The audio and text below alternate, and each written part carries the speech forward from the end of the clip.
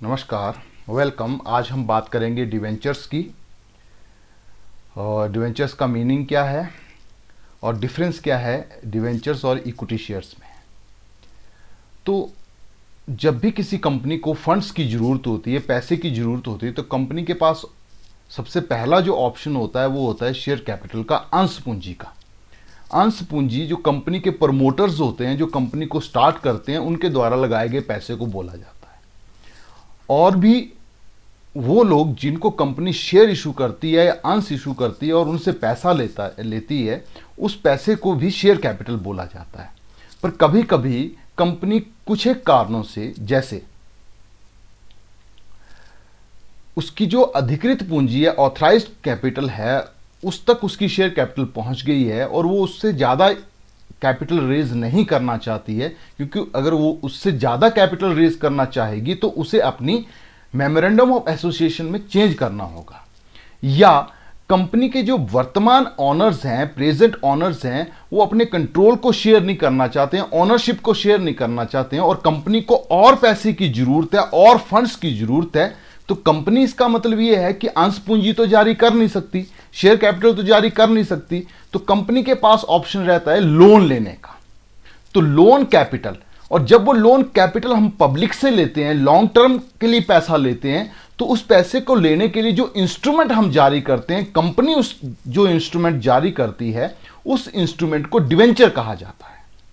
और डिवेंचर जो है, यहां हमें एक बात समझनी है कि डिवेंचर जो है वो लोन है, पर सभी तरह के लोन जो है वो डिवेंचर नहीं होते। मान लीजिए कंपनी को पैसे की जरूरत है और वो पैसा किसी बैंक से ले रही है या किसी फाइनेंशियल इंस्टीट्यूशन से ले रही है, तो उसको लोन बोला जाएगा।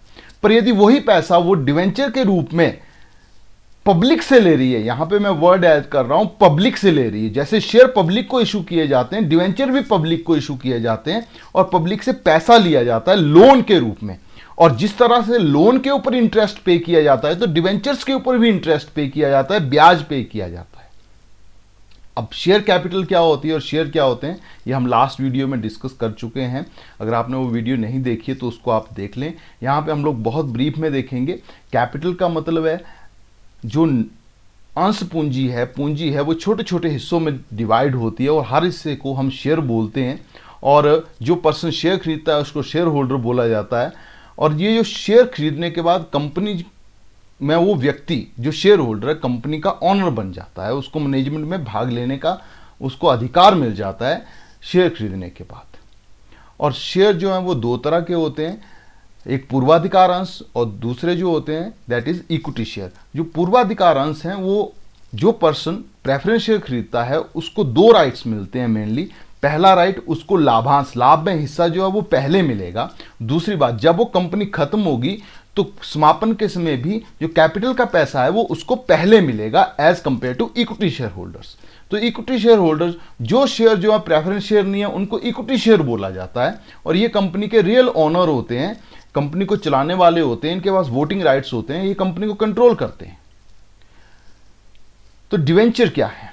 देखिए, डिवेंचर जो है, आपको एक बात समझनी है कि डिवेंचर का मतलब लोन है। ये लोन कैपिटल है। लोन जब कंपनी को लेना है पब्लिक से तो वो डिवेंचर इशू करेगी। तो डिवेंचर जो है वो एक इंस्ट्रूमेंट है जिसके जरिए, इसको जारी कौन करेगा? कंपनी जारी करेगी। सोल ट्रेड या पार्टनरशिप में इसका यूज नहीं होगा। हम यहां पे बात कर रहे हैं कंपनी इसको जारी करेगी।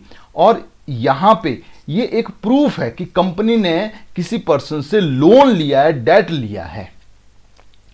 ये एक सर्टिफिकेट है, एक अंडरटेकिंग है जो कंपनी देती है, लिख के एक सर्टिफिकेट देती है, एक अंडरटेकिंग देती है कंपनी कि भाई हमने आपसे लोन लिया है और हम इस अमाउंट को, प्रिंसिपल अमाउंट, जितने अमाउंट का हमने लोन लिया है, मान लीजिए 100 रुपये का डिवेंचर है तो वो प्रिंसिपल अमाउंट है उसका, तो उस पैसे को हम इतने समय के बाद, स्पेसिफाइड पीरियड, उस अंडरटेकिंग के ऊपर वो कितना लोन लिया वो भी लिखा होता है और कितने समय के बाद उस लोन को आप वापस करोगे वो भी लिखा होता है। जैसे आप बैंक से 10 लाख रुपए का लोन लेते हो तो वो प्रिंसिपल अमाउंट है, अब 10% इंटरेस्ट है उसके।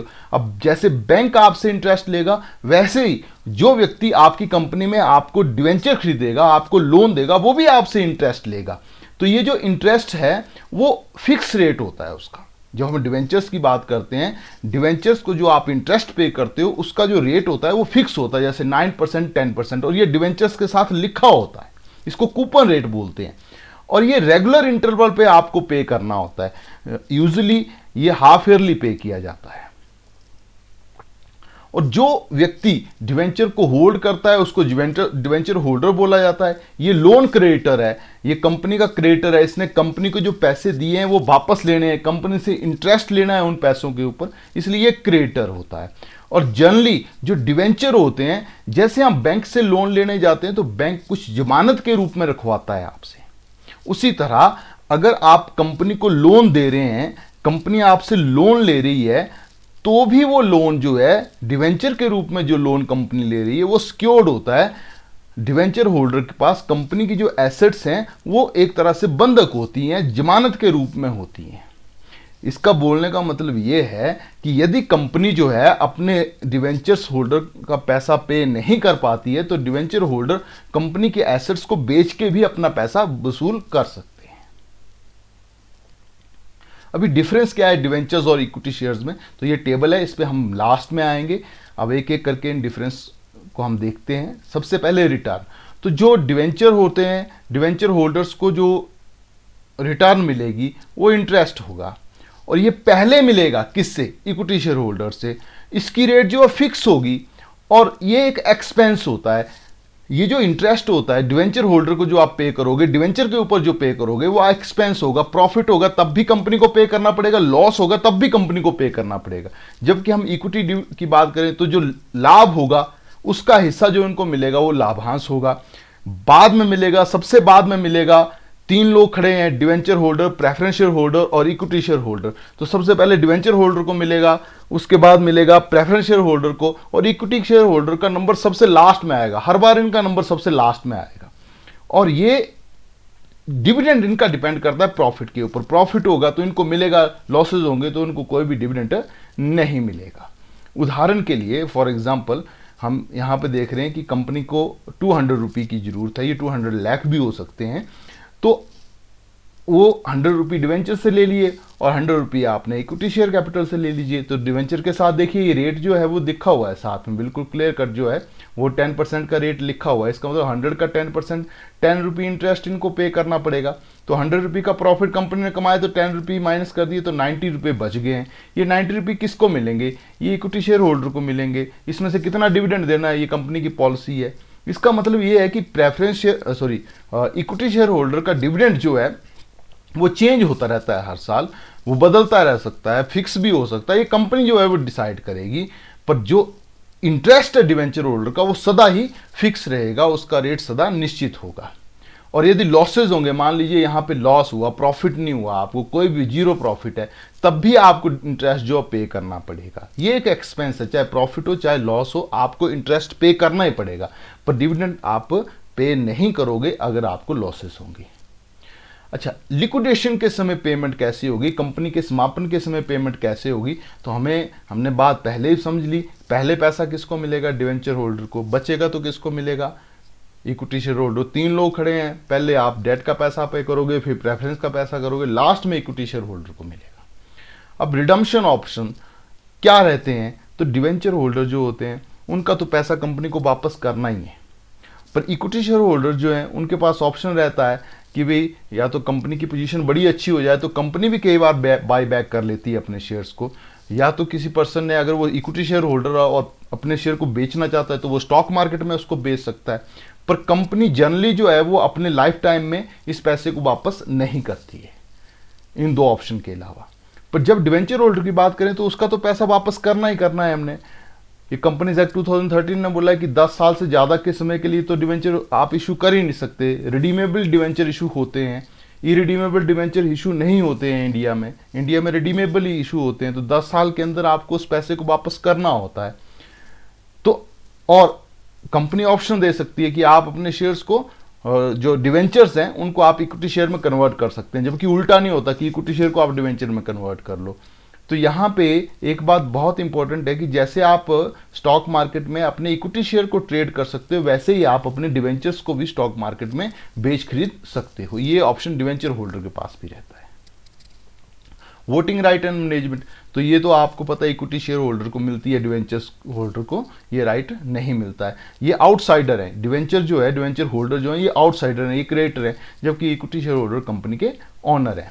जब हम रिस्क की बात करते हैं, अगर आप इन्वेस्टर हैं, आप इन्वेस्टमेंट करने जा रहे हैं, तो आपको डिवेंचर में कम रिस्क होता है, क्योंकि आपको यहाँ से सेफ और सिक्योर्ड रिटर्न मिलती है, परमानेंट इनकम मिलती है। पर इक्विटी की इनकम तो आपको पता है कि सर्टन नहीं होती, मिल भी सकती है, नहीं भी मिल सकती है। तो यहाँ पे रिस्क ज़्यादा जो है वो इक्विटी में है। जबकि कंपनी पॉइंट ऑफ व्यू से अगर प्रॉफिट होंगे तो आपको पैसा पे करना है, लॉसेज होंगे तो पे नहीं करना है, भाई डिवेंचर होल्डर का तो पे करना ही पड़ेगा। तो इसका मतलब डिवेंचर होल्डर जो है, जो ज़्यादा रिस्की है कंपनी के लिए, उल्टा हो गया ना इससे। तो ये डिफरेंसेस आ गए। रेट किसका फिक्स है, डिवेंचर्स का।